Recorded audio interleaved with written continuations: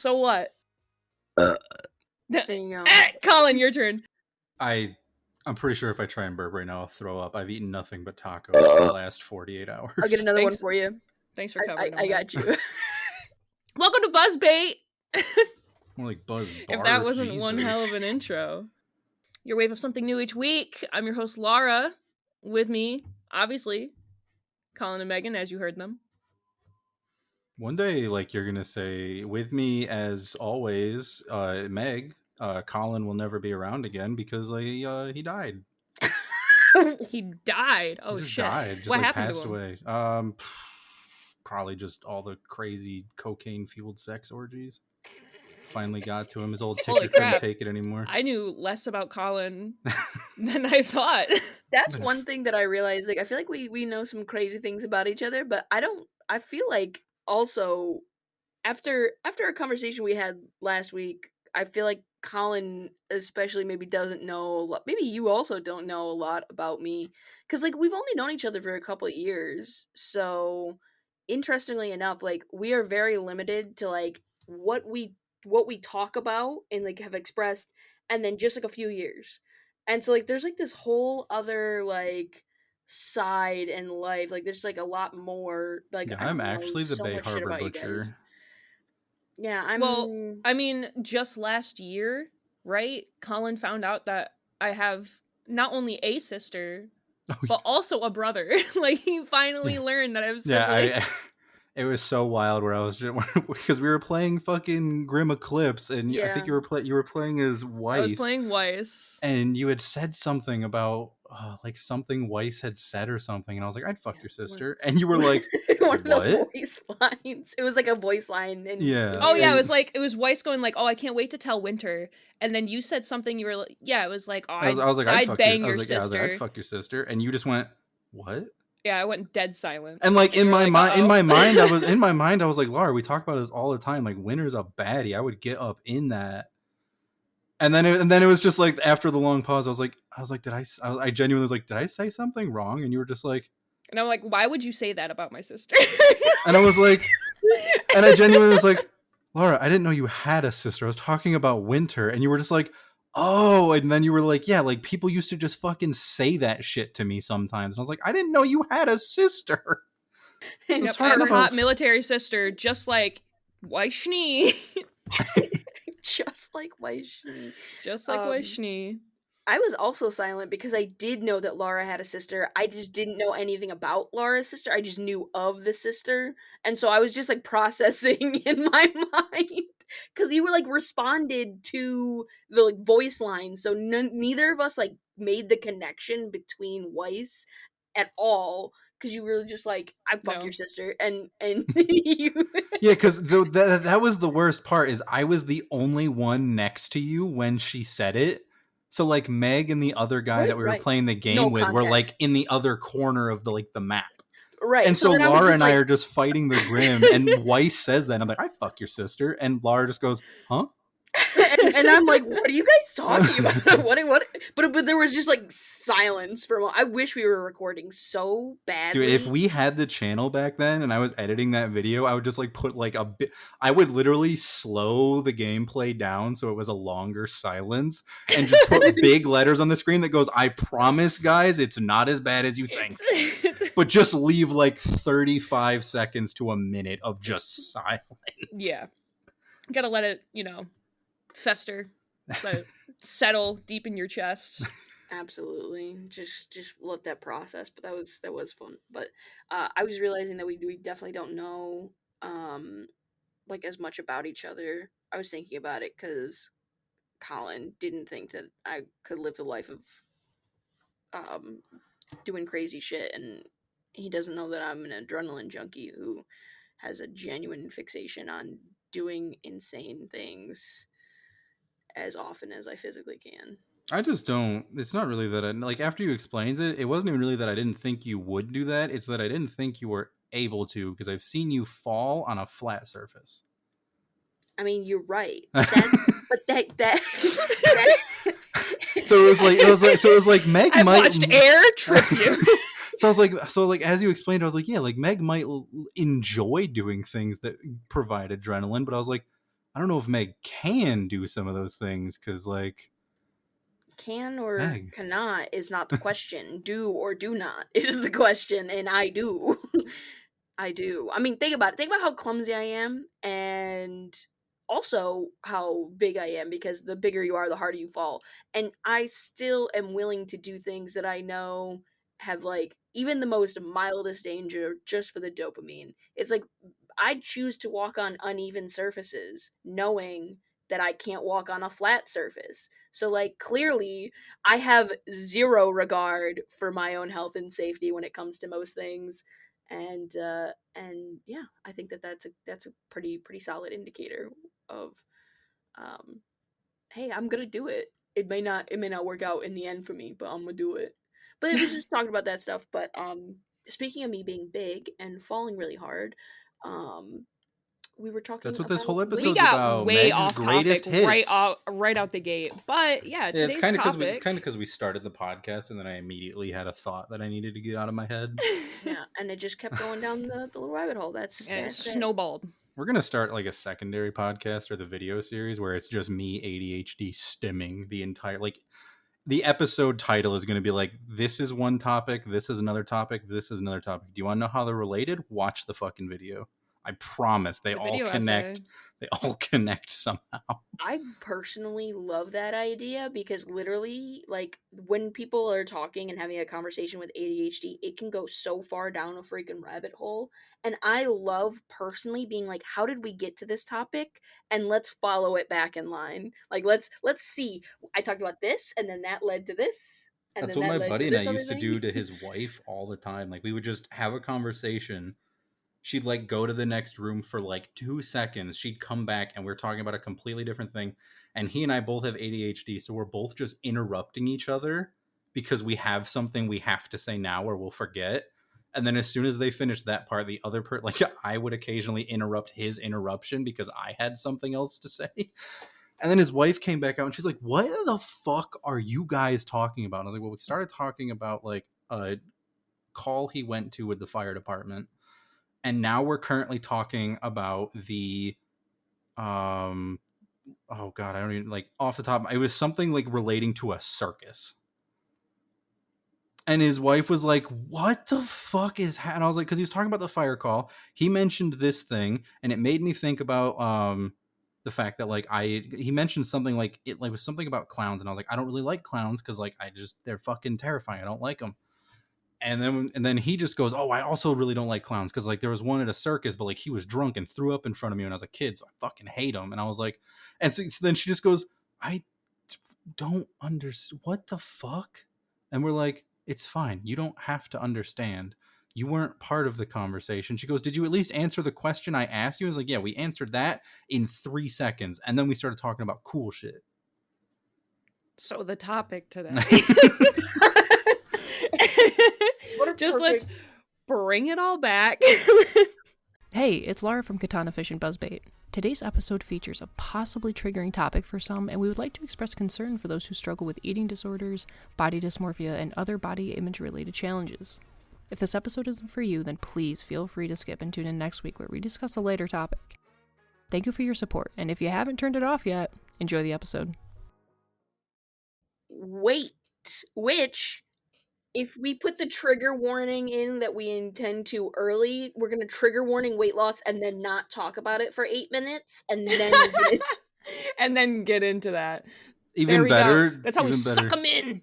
Even better, do the first trigger warning, go on the long rant of nothingness, and then just put in the trigger warning again and be like, we promise this time. Yeah, for real this time. This is Swear really to God. about to start. This is where it starts. All my dead grandma, we're talking about weight now, I promise. I'm a dead grandma. But yeah, we're talking about weight loss, diet culture, gymflation, anything. Fun fact for anybody who doesn't have any visual stuff, I'm a big bitch. I'm big. And I was bigger, and I am getting smaller, and yet still big. So the way you're saying big is taking me out. I don't know. Big. I don't know why the way you're saying it, I expect you to start asking where a froggy is next. Sound like fucking Big the Cat. I'm unfamiliar with the character. Oh my god, dude. Hey Sonic, you wanna go fishing? Froggy, come back. Unfamiliar. Anyways, I was 2 years ago. What was it? Was it 462, 464? I think is my highest weight that I've ever seen on a scale. Tragically, and the last time I weighed myself, I was in the 380 to 390 range, which means that I have lost 70 pounds in 2 years, and that was without like medications, and I haven't been able to keep that weight in that time without like medications. And I think that unfortunately it's like a caveat that I have to make, because some people are like, well, it's not real if you're on the fucking injections and shit now. And it's like, I mean, it is. He's I still mean, there are some That's- people who literally can't lose weight until they get injections to start the process. Yeah, it's weight loss is weight loss. Yeah. Yeah, dude. My topic is tied directly into that, and I know that I'm steamrolling right into being the first one to share, but I think that it's a good segue for me going on big to me sharing. Yeah, that's fine. You can share. I didn't grow up in like a healthy food household. Both my parents were thinner, more active people, and then they ballooned in weight very drastically over the years, and right along with them, so didn't I. Um, don't have a super healthy relationship with food, or exercise and stuff like that. Like, I wanted to do certain sports and stuff when I was a kid. Like, I wanted to get into soccer when I was younger, and they were like, "You're gonna quit," so no. And like that was the experience that I had. I will admit that I did try and get into like a lacrosse thing, and then I found out that women don't have lacrosse, they have field hockey, and then that kind of killed that for me, because I didn't want field hockey, I wanted lacrosse. So I did quit that. So they were on to something with that one at least. But as far as like sports and stuff go, like it was never really like a real interest or anything of mine. So I didn't live a super active lifestyle. I still don't, do too much as far as like activity. But I started kind of watching what I eat more. I tried a bunch of different, like I say bunch of different things. I tried keto at one point. I just didn't find it very sustainable. And I don't think that a lot of those like drastic fad diets are sustainable, especially with, and this leads right into my article discussion, the actual scientific discussion that I wanted to bring up. But I feel like food is crazy addictive for a lot of people. And they make it to be addictive. They make it literally to like especially like junk foods and stuff. They engineer a lot of this stuff to be more addictive to people who are susceptible to that kind of stuff. They focus in and they go, what do people like about this thing? They want crunchy. They make chips crunchier. They want salty. They make the perfect balance of like sodium in their chips and stuff. You know what I mean? So like they literally are catering food to be more addictive to people. I'm convinced that's what McDonald's did with their Sprite. Oh yeah, yeah. They were like, how can we get these motherfuckers to just chug this Crispy. Sprite and eat our French fries? Crunchy. Yeah. Crispy Sprite. And that's exactly it, though. That's what a lot of things are doing in sugar. I feel like is super addictive. People are like, oh, what are like the main like flavor groupings? And it's like people really love sweet, people really love salty, people really love savory. What can we do to this food to hit those senses the most, so that people will want to keep coming back to this product? And I think that it's great because we get yummy food, and I love some yummy food. But also at the same time, it's like you're intentionally creating something that is probably overall detrimental to the health of many people for the sake of profit, and that's legal because it's food. Yep. And that's crazy to me. There there was an article, New York Times shared an article, and so I can't pull up the link because I'm not going to pay to have the New York Times. Go to 12-foot ladder. I was gonna say, I used to know of a couple websites where you could just copy paste the pay to read links. So I'm using a stolen version here of the New York Times. Sorry, gifted. Someone gave me a gift link for the New York Times thing. It's not stolen. Yeah. No, I think I did that actually. I think I Yeah, gifted you a subscription. yeah, it's one of those gift links. So yeah. So I could read the article. I just say stolen because I'm like, oh, I didn't pay for it. Somebody did for sure. So it's stolen because it's a steal. Yeah, right? yeah. I'm getting a steal. Yeah. No, it's stolen because we're criminals. Shut the fuck up. That's not true, Colin. I don't do crimes. Listen, I'm just saying they keep making video games higher and higher, and I just keep hearing the call of the sea. Pirate life. Anyways, I don't know what that little chant I did was. It was just me losing my I was gonna let you do it. That's nice. Sometimes you don't let me get away with things sometimes, and so yeah, it's inconsistent. Everybody's got to be on their terrible toes. When you're planning on letting me get away with it, and then I fuck that up by calling myself out. So anyways, there's an article where they're talking about and I think that like one of the like CEOs of some food company literally is like quoted like talking about intentionally making food to get around the fact that I think it's GLP-1 is like the compound that's in a lot of these new weight loss injections. I say weight loss injections because I feel like some of them are specifically for weight loss. Some of them are, of course, originally there as like a medication for people with diabetes and things and other medical conditions. But I say weight loss injections because that's what we're talking about specifically in the use of it. But they're trying to create foods that are more addictive to get around the fact that there's an appetite suppressant and a craving suppressant that comes from these GLP-1 medications. So I did try Zepbound. I ended up getting off of it because I ended up getting the flu and affecting my food intake while already sick and not wanting to eat is not ideal for me because then I'm not going to eat at all and then I'm going to pass the fuck out because my blood sugar is too low.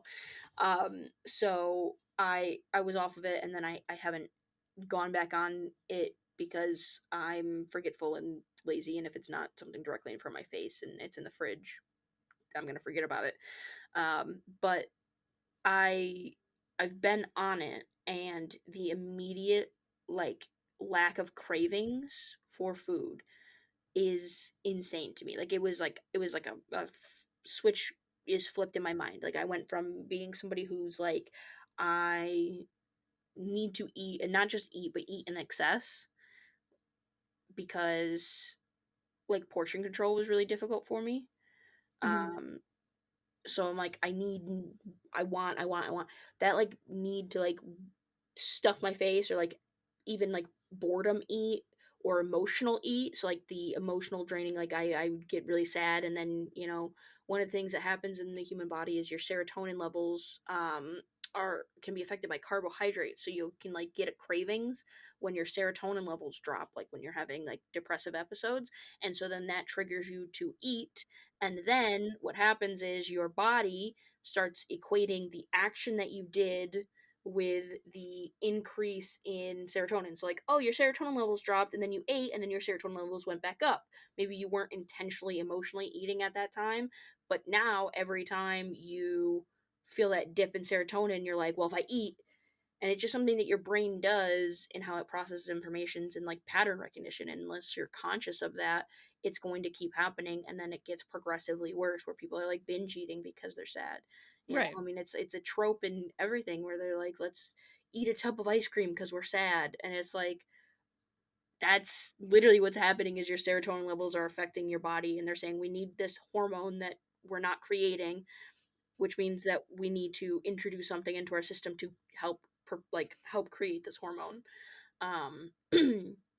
But yeah, there's like a CEO and he's like, yeah, we basically what he's saying is we have to keep engineering snacks to get around the fact that this medication makes people not want to eat our snacks. And so like there, like the article, you know, there's different things, and it's like, oh, the snack industry's in danger because of medications like this. And it's like, you mean the incredibly unhealthy like bag of chips that obese people were eating in this country, or you know, copious amounts of soda that people are drinking in this country? Like, they're no longer addicted to that because of a medication, and now the CEOs are like, how can we keep people addicted to it?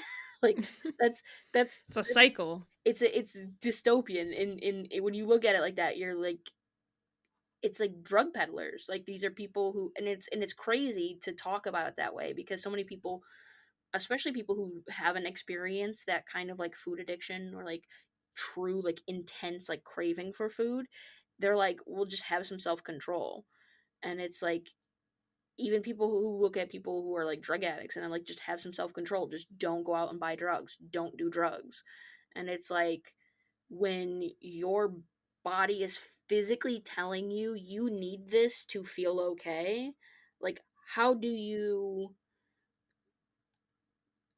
unless you are making active efforts of being conscious of that stuff, because it's food and because it's so normalized, I feel like it's like, I don't know how to describe it. Like, oh, if I'm a cocaine addict and I need to go fucking snort cocaine because my body is telling me I need cocaine right now to feel okay, I need it's cocaine, not yeah. okay for me to go and snort a fucking line at my desk at work. But it is okay for me to take a 15-minute break from my job and go get fucking cookies from the vending machine at my work, or go get a soda from my job at my work. And nobody's going to sit there and be like, Megan, like, you good? Like, what the fuck? Nobody's gonna say anything because it's normal. So I eat fucking cookies or fucking McDonald's for lunch or whatever. Could never, because it's gonna fuck up my stomach if I eat it at work. I can't do that. I'll be fucking like Laura, like, I'm gonna shit my pants at work. And I would be like, yes, feel the pain. It's not just me. But like, it's socially acceptable to see people eating, and some people might judge and be like, look at that fat person eating McDonald's again. But like, for the most part, people don't say anything. Nobody's got, like, unless you're over 450 pounds, nobody sits there and says, hey, we're gonna have an intervention for this person. You know what I mean? So it's just one of those things that, like, because it's so socially acceptable, I feel like it's such a dangerous slope to allow the continuation of, like, let's keep making this more and more addictive. I don't know. It's just, that's just my point of view on it. I'm gonna shut the fuck up. I feel like I rambled a lot, but that's just half this episode is Meg. Yeah, no, for real though. It generally has been fucking 15 minutes. No, I mean, but what you were saying, I mean, I completely agree with that.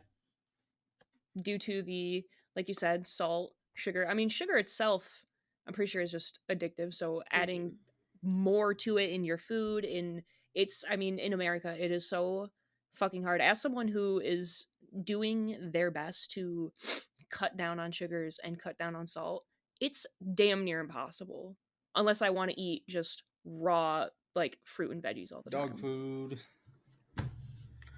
Right, you said that the meal that you made the other day, you're like, I feel like this is something that I would feed to an elderly dying dog, like a dog. Yes, I had. So part of it is because I was gonna have bread.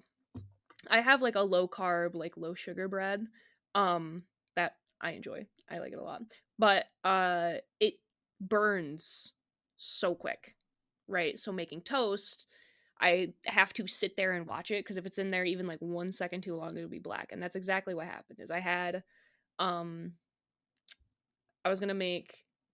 made eggs. I made scrambled eggs. I put some cheese on it. And then I was like, well, I got to get my protein up because I'm going to be going to the gym. So I like to kind of put a lot of protein in my body first and then go to the gym. And that just kind of helps my pre-workout not like kill me. And so I had like ground beef, and then I had like a little bowl of blackberries, and then my toast got all fucked up in the toaster, so I didn't have any carbs and it had no toast. So I was just eating that, and I was like, dude, this is like dog food. But when you look at like what bodybuilders eat, I mean, like that is exactly the meal that they have just about every day. Yeah. It is not satisfying. Gotta get that It's very protein. filling, but it's Yeah. not great. But that's the goal, is to fill you up and get your macros, basically, like all of the actual like vitamins and protein intake and stuff like Yeah, that to you get the good fat essentially. right, I like don't know all the things why, that you but when you mentioned having like ground beef for breakfast, my brain just immediately thought of like you just one handful of raw fruit and one handful of just raw ground beef and just And then I mashed it together to make a ball. And I just ate it. I just remembered my mom talking about eating raw beef with salt on it. This is my nutrient Which I could sphere. get it. It's like beef with tartare and stuff like that is like, it exists. Like there are raw meals and stuff, and like that is a snack. But I just can't help but wonder if that's why she's so fucked up. She got a brain worm like RFK Jr. It's just every time I hear stuff like that, the only thing I can think of when people are just like, yeah, this is the food that I eat. I'm like, how are you eating that? And I just have like it was like a meme on Tumblr or something where somebody's just like, I don't understand how people like seafood so much. Like, you're eating shrimp, lobster, and crab. Like, that's gross. And somebody goes, oh, it's actually delicious if you soak it in butter. And he goes, hey, dickhead, shrimps is bugs. And I was like, what? I was like, he's not wrong, but like, why did you say it like that? The sea insects. But that's the thing, like eating a super restrictive diet, that's not appealing to so many people. So I understand like these injections and stuff where it's like, oh, I can eat a healthy amount now. I don't feel addicted. Like I could just have a little bit. I don't have to keep going. It's not only like not appealing to a lot of people, but it's also, I mean, I don't want to say a majority of America, but I would say a pretty decent portion lives in like food deserts where they don't have access to fresh fruits and veggies and like actually good healthy options, which makes the shots, the pills, whatever, the surgeries so much more appealing, because that's pretty much their only option.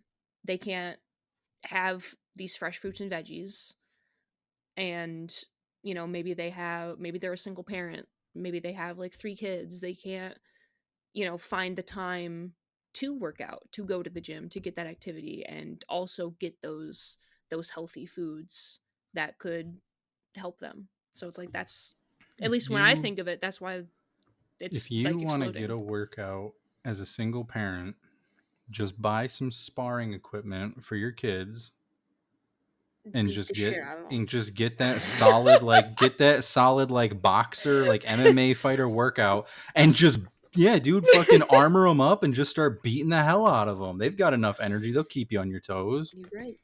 I was gonna say, depending on their weight, you could chest press them. Or like if they're really small, just put one in each hand and then curl them, Human dumbbell. And kids love that kind of shit. They be laughing the fuck. Oh, my fucking niece loves it. Yeah. No, I could only imagine. Yeah. Hell yeah. I used to, like, she's like 90 pounds, so I'm like, you're getting a little too heavy. Yeah. All right, you gotta fucking back up. I say, like, when my niece was little, you need to bulk up. What do you mean? Fucking bulk up. At least during like winter So time, true. I would just like grab my niece by her legs and like throw her into snowbanks. Mm-hmm. Oh, yeah. And that shit was so fun. And then like the snow would be gone and she'd be like, throw me. And I was like, absolutely not.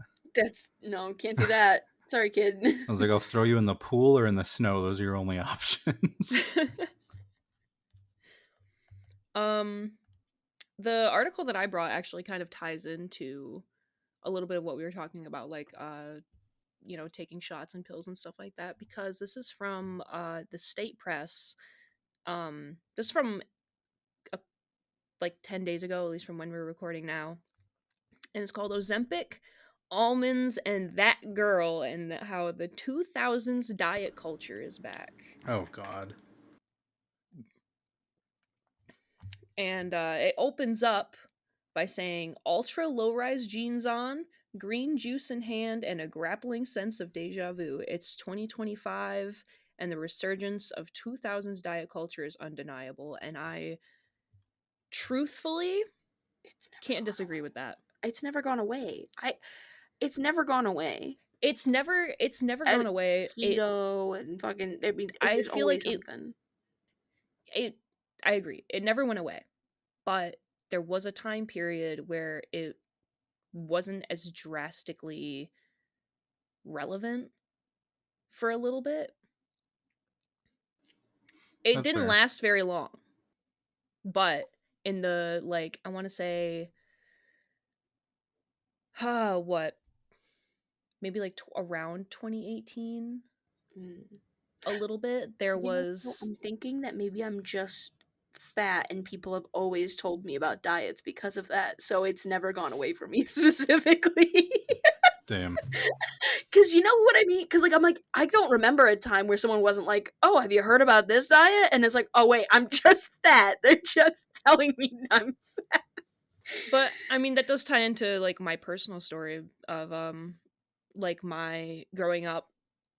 It's not that I never had an unhealthy relationship with food or anything. At least I don't think I did.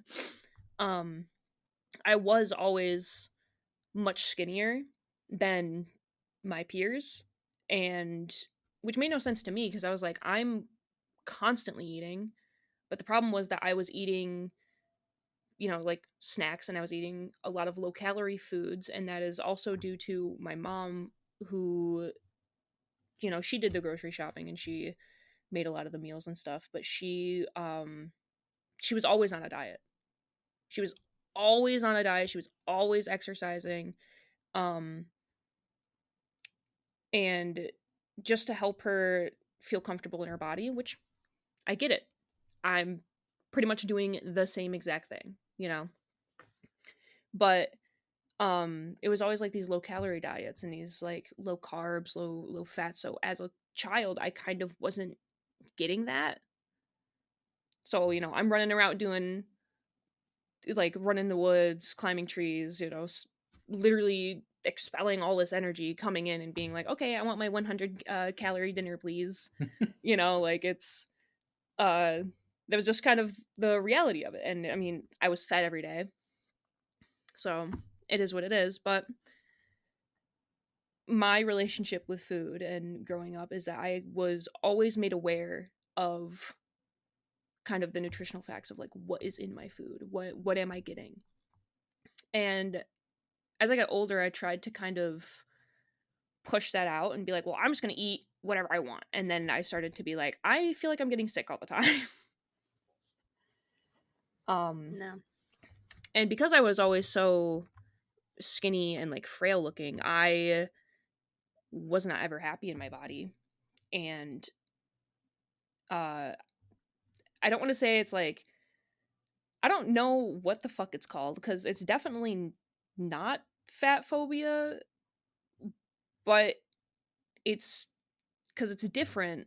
But I still had people looking at me and judging me and making assumptions just based on my weight and how I looked. So I don't know what the word is for that. If you do, leave a comment. But because I hated how I looked, a lot of people in my life, family, friends, peers, acquaintances, like, even, like, if we went to a hotel, we went to a vacation, I would have people who I'd never even met in my life be like, you're so skinny, like, I wish I had that kind of body, I wish I looked like you. And I'd be like, damn, that's crazy, because I fucking hate this. Yeah. And you hear that a lot, where there are people who are like, oh, you look too. I mean, I just saw something. I follow OKOP, which is like a Reddit reading. They like read Reddit threads and stuff. There was they've got a thing now where on Facebook they share people's like images and they're like, am I overreacting? And this person just shared something that they posted a TikTok, and one of their friends was like, are you feeling okay? You look like anorexic, like skinny, like you're looking too skinny. You don't look good. Like you look sick. You're so skinny. Mm-hmm. And she's like, don't do that. And then she was like, I'm just saying, like, you look so skinny. And she's like, well, maybe it's because you're so fat that I look so skinny. And people are like, That's oh. insane. But that's the thing is, like, if somebody is like, but that's the thing is, you hear, and it's like some people are, one, either shitting on people for being too skinny because they're like, why are you so skinny, what is going on, you look sickly. Like, there's people who are like ready to shit on people for being too skinny, or there's the opposite, like what you're having, where people are like, you're so skinny, that's awesome, and people are like, I'm still not happy in my body, and people are telling me that it's so awesome. And like that in itself, I feel like is hard, and I feel like that's overlooked a lot of the time. And Yeah. there are people too who have I mean, like, that experienced. was what one of my friends went through in college, and everybody was like, oh my God, you're so skinny. What's your secret? And she goes, I have God's most cursed digestive system. So if I don't eat like these 4 things, I get sick every fucking week. And this college has nothing I can eat. So it was like she was constantly just like every other weekend, she'd be like laid up in bed, like sick to her stomach because there's just no food for her to eat unless she goes out and spends like $50 Skinny at legend. Wegmans. Well, then that's exactly it. People with like illnesses and stuff who Yeah. who they're like, I feel like I had a terrible like chronic illness that I was dealing with, or something terrible has happened, and people have never hyped me up more, while I've never felt worse in my life. And people are like, oh my God, but you're so skinny, and it's like because of that mindset. And like I'm not trying to lose weight because I'm like, I want to be skinny. In fact, I absolutely don't think that I will look good skinny. I want to be a little bit thicker, because they're like, with my height, I'm like 5'8". They're like, your BMI should be like 150. I'm like, I feel like I would look awful at 150. If I feel like I would look, just because I am like, I mean, it's the joke of, oh, I'm big boned, but like I have broad shoulders. I've got a big ass head. I feel like if I get too skinny, I'm gonna look fucking awful, bro. Like, it's not gonna be nice. I I want to be a little bit 100%. thicker. Yeah, I 100% get that. I'm the same. Like, when I've shown you guys the pictures of me in high school, and you both were like, "Ugh, who's that creature? What's that thing?" That creature. And I was like, "Yeah, I mean, you know, like, you get better sometimes, but like, yeah, that's just what I was." But like, I am in the mindset of like getting in shape for the reason that the video that Laura sent us a while ago, where the guy's just like, I just want to look cooler during sex. I'm Yeah, doing this to look that's cooler during sex, not to Yeah. get healthier. yeah. No, I'm just doing Yeah, this to not- look not- cooler. not to, like- Also for like health issues too. And he goes, yeah, that's cool too. I just want to look Yeah. cool during sex. He's just like, I mean, like, that's a cool thing that happens, but like, that's not why I'm doing it. Yeah, that's a cool side effect, but this is Yeah. just to look cooler. And like, that is like the funny thing though, and I just want to be healthy so that I can do things that I want to do that I can't do now because of my weight. And so, and I think that that's the best mindset to have, is like feeling comfortable in your body and feeling healthy and capable in your body. Like, you can do the things that you want to do is honestly all that matters.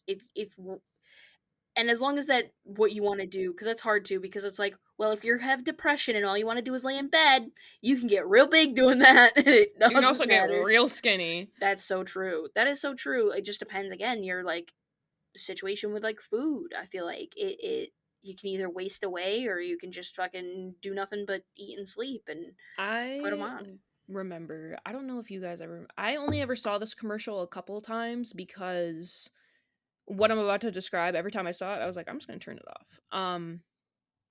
But it was like this pill or shot or something, and this was when I was about 14, so this had to be like 2015, 2014. But it was this commercial that came on TV, and it was some kind of pill or something, and it was like, hey, like, are you struggling to keep weight on your body? And at this time, I was definitely like the same height. I was like 5'8", 5'9", and like 120 pounds. I was skinny, scrawny, teeny little baby, who was struggling to keep weight on. But you know, this commercial came on. It was me and my mom. We were watching it, and it was like, hey, are you struggling to keep weight on your body? And I was like, yeah, I am. Like, I answered out loud. I was like, yeah. And my mom lost her mind, because again, she has been struggling for almost my entire life to lose weight, that hearing someone she tells all the time, like, I wish I had your body, I'm jealous, blah, blah, blah, say that they aren't happy in their body because they're so skinny, like, so it just set her off.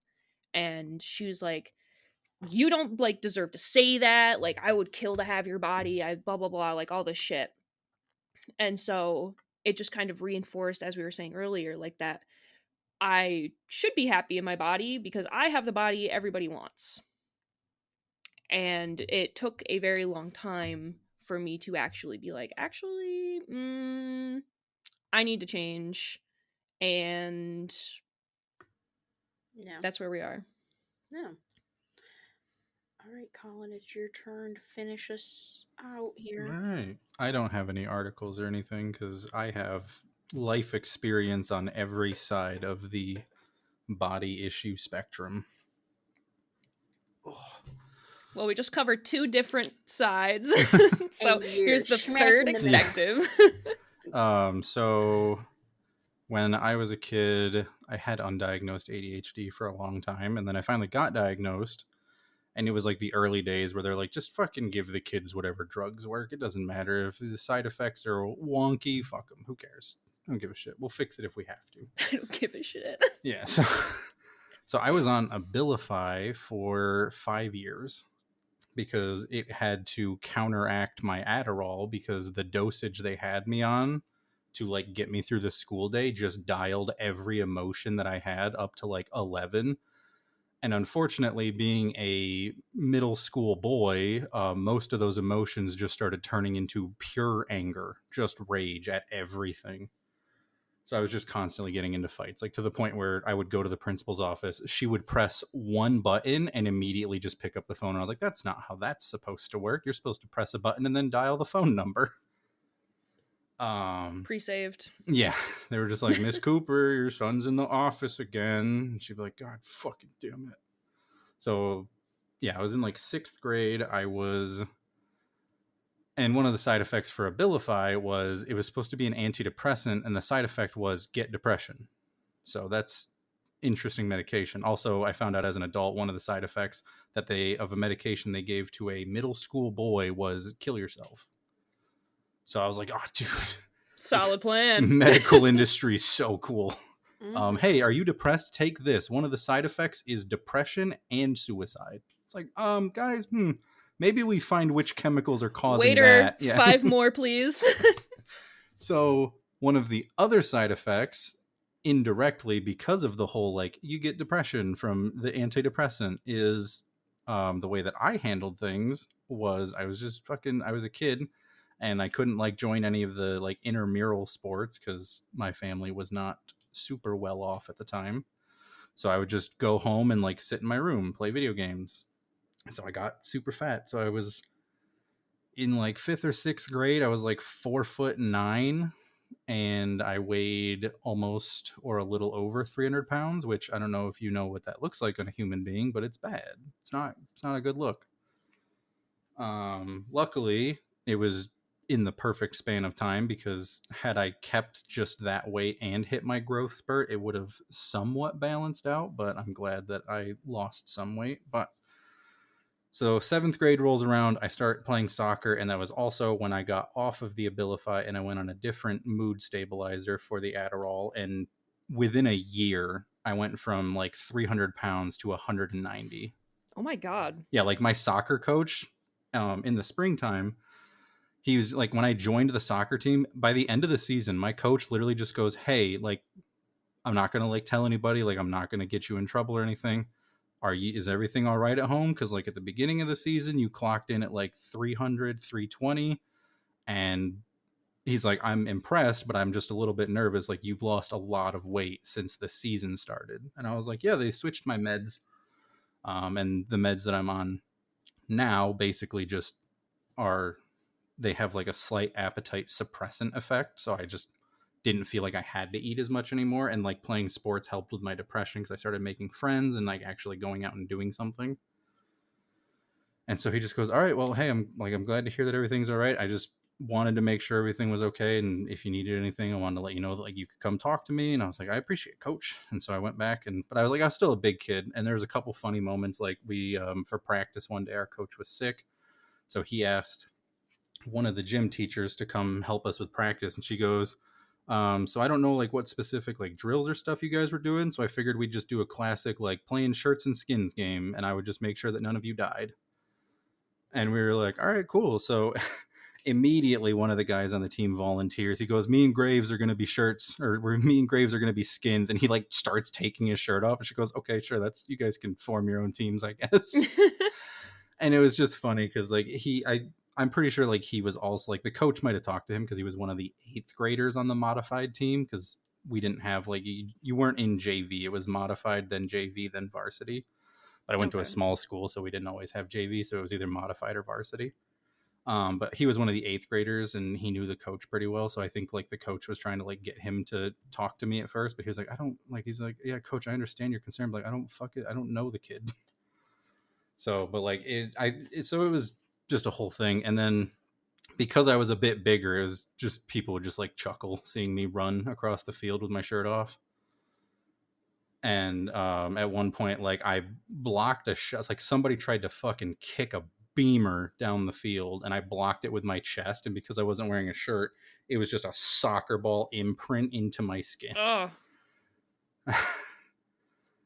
But so it was just weird, funny stuff like that as I started to lose the weight. And then unfortunately, come I think like 9th grade is when I started dating one of my exes, and I weighed by 9th grade, I had hit probably like 5'8", 5'9" by that point. And my ex, I'd lost a bunch of weight. Now I think by that point I was under, not under 100. I was under like 100. I was about 150, 180 pounds, which wasn't like bad, but it wasn't super great for my height either. I looked a little bit scrawny, but it wasn't too terrible. And so I had an ex who would constantly just like make passive remarks about my weight. And whenever like we were eating and I would like get up to like get a second plate, because I like to fucking eat food, because back then I was also like going to the gym every day. And so I was just like, whenever I could eat something that wasn't cafeteria food, I'd get my helping. Hell yeah, dude. And so she'd always like make comments, be like, oh, are you sure you need a second plate? And I was kind of like, at first it's kind of like, yeah, this fucking food's great. Like your mom made mac and cheese, fucking gonna eat that. That's something that I wanted to mention is how if a fat person and a skinny person were to get the same amount of food at like a cookout or something, let's say they both get 2 plates of food, exact same plates, right? And they eat the same amount,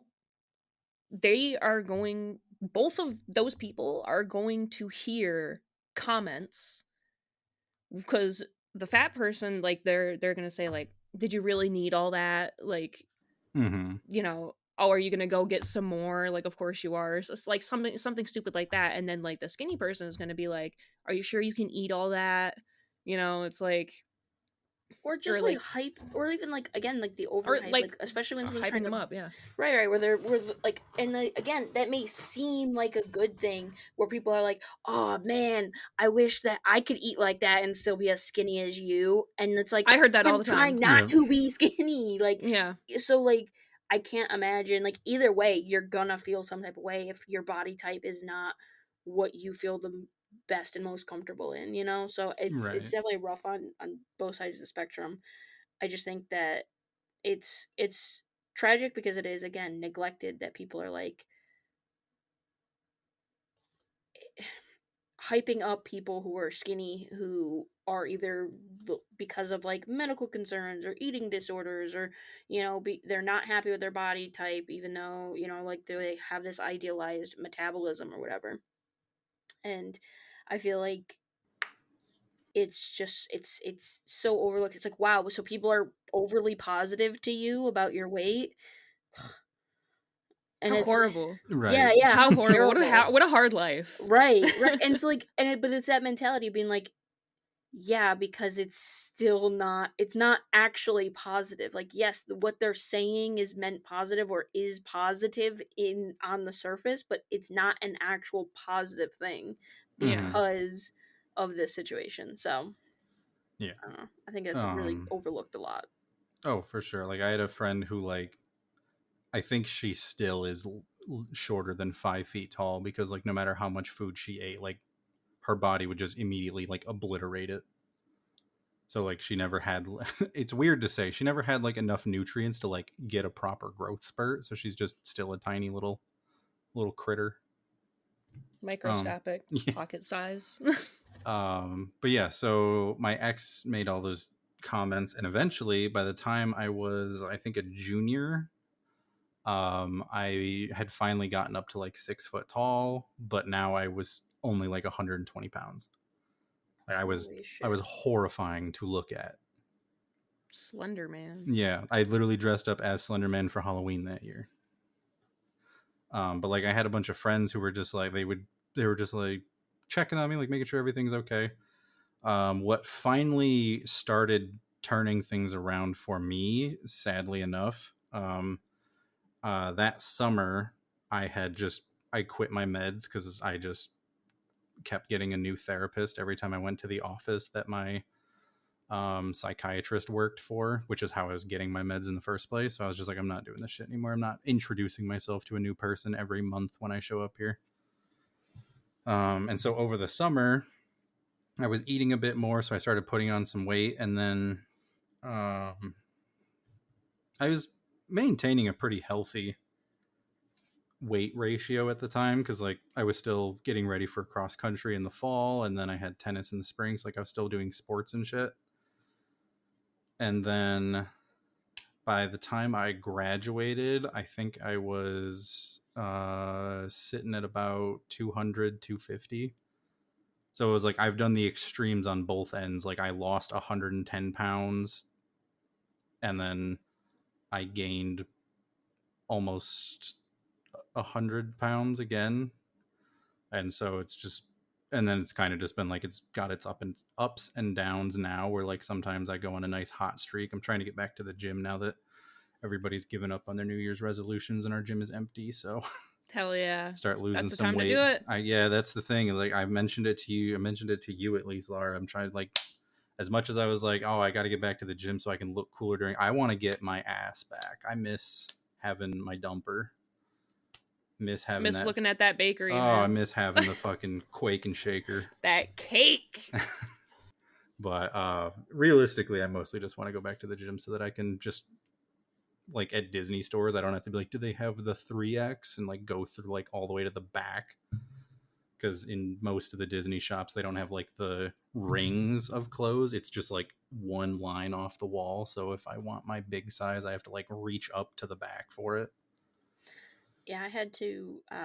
So normally at work, they send out like a form that you can like fill out, and then it just goes to like one person for like sizes for clothing and stuff. Mm-hmm.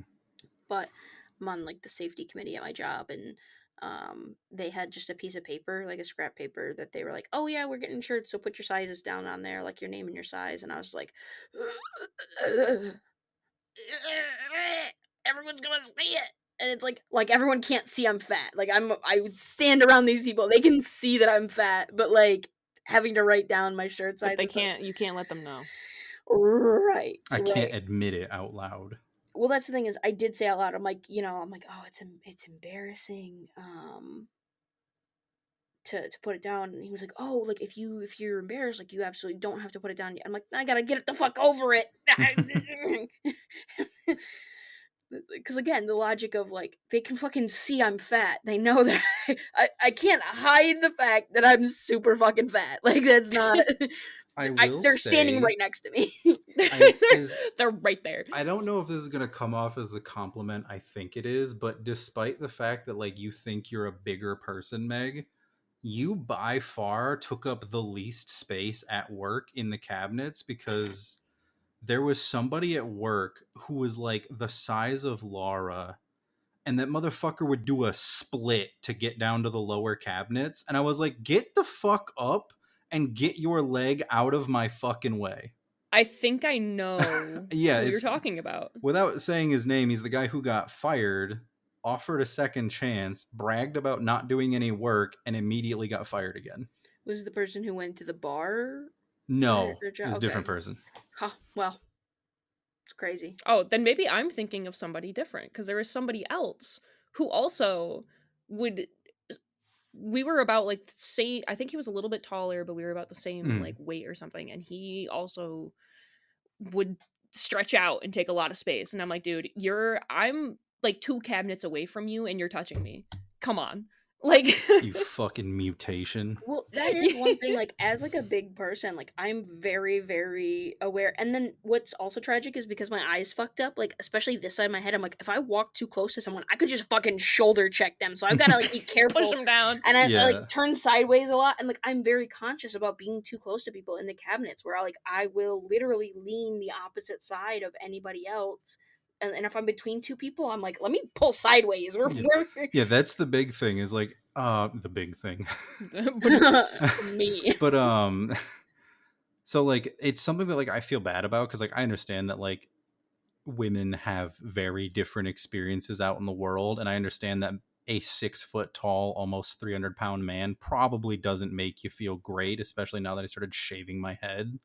Probably sets off a couple alarm, but like in the back of my head I'm like, I understand why you feel the way that you do, but I promise you don't. I promise. And then like the other thing is when I used to go to the bars with my fraternity brothers, because like the same thing, like I'm aware how big I am, I would like step very carefully around people. And so there was one point where like I was trying to get to the bar, but like there was just a bunch of they must have just turned 21 or they all just got their fake IDs, because there's a bunch of like look like freshman girls like just hanging out at the bar, and like they just would refuse to like move to a spot where like not everybody was trying to get to. So like I was trying to like, and so finally like I just slowly like stepped around and got to the bar, and then one of the girls like turned around and almost threw her drink at me because she didn't notice that I was there. And I was like, that's correct. I was like, you are being obnoxious and I don't want to ask you to move because that's rude. So I'm just going to I'm just going to get around you, and I'm going to go talk to the bartender. And like, as like she was about to throw it at me, and the bartender and I, like, we would flirt with each other constantly. Like, I love the bartender. He was such a sweetheart. I miss him every day. It's one of the few things I regret about not drinking anymore is that I genuinely like would have the best time just sitting baby boy anymore? Just sitting at the bar sometimes, just drinking a pitcher of booze and talking to him. And so like she was about to like throw her drink at me, and he just goes, if you get him wet, you can get out of this fucking bar. And she like paused for a second, like looked at him, because like he is very like flamboyantly gay, but like he put all the base he had into that statement, and she like looked so caught off guard. And I was like, thanks, Marty. And he's like, what do you want? I was like, can I get a picture of purple motherfucker? And he goes, yeah, just give me a minute. I was like, fuck yeah. And she's like, wait. And she like looked at me for a second. She's like, don't you guys like, and I genuinely like, I don't know if like she was just already too drunk, but she goes, don't guys usually like get beers and stuff? And I was like, honey, I'm more than a guy. And she goes, oh yeah. I was like, I'm a fucking homo. And then I just like got my pitcher. More than a guy. I got my pitcher and I got my little straw, and I'm just like slurping from a pitcher. Honey, I'm more than a guy. I'm a fucking homo. What a fucking line, though. It's like, I'm not. It's just that fucking like ASDF video. I'm not like other girls. I've got snake arms. I don't know. I was hearing the like Transformers more than meets the eye. Oh my god! Somebody showed me like a parody video where it was just homosexuals. Where it was like, oh yeah, instead of robots in disguise, somebody showed me a parody where it's like robots into guys. And when I came out, he sent the video to me again. He goes, "Remember this? That's you."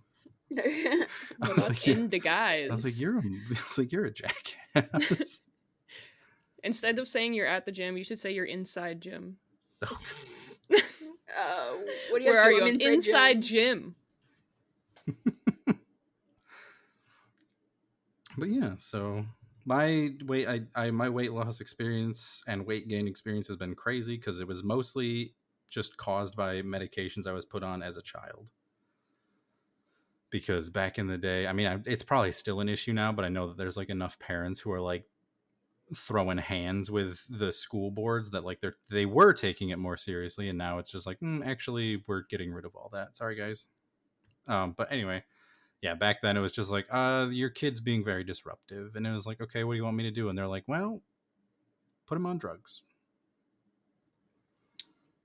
drugs do stuff. Yeah. Drugs, yeah. I'm not saying like children shouldn't be medicated. I'm saying that like, hey, maybe we don't put like middle schoolers on antipsychotics, because now as an adult I like had a month-long or like 3-month-long stint of like back-to-back weekly therapy appointments where I'm like, hey, I don't know if I'm a real person anymore, or if it's just like because I had to like mask myself for so long because of my ADHD. Like, I don't know if I'm real. And my therapist goes, okay, we'll work on that. So yeah, it was just like 3 months where every Friday it would be like, all right, we got to really solve that puzzle on whether or not I'm a real person. Because like, yeah, from like the age of 12 to I think 17, I was on antipsychotics. So it was very much just like, I don't know what thoughts were mine and which ones were just like because I was medicated.